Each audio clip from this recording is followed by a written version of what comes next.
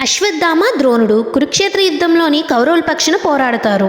అయితే ద్రోణుని ఓడించడం సాధ్యం కాదని కృష్ణుడికి తెలుసు కాబట్టి యుధిష్ఠిరుడికి పాండవులకి కృష్ణుడు ఒక సలహా ఇస్తాడు. అశ్వత్థామ చనిపోయాడని ద్రోణుని నమ్మించగలిగితే అతన్ని చంపడం చాలా సులభమవుతుందని.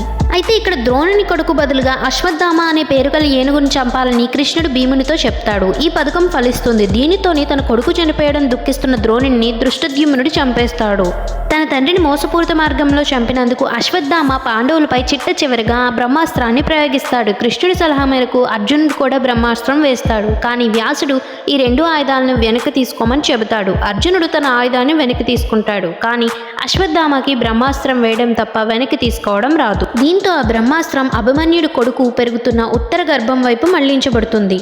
కానీ కృష్ణుడు సుదర్శన చక్రంతో ఆ బిడ్డను కాపాడుతాడు. దీని కారణంగానే అశ్వత్థామకు అమరత్వంతో కూడిన శాపాన్ని ఇస్తాడు. కృష్ణుడు కాపాడిన ఆ బిడ్డ హస్తినాపురం రాజు అయిన పరీక్ష.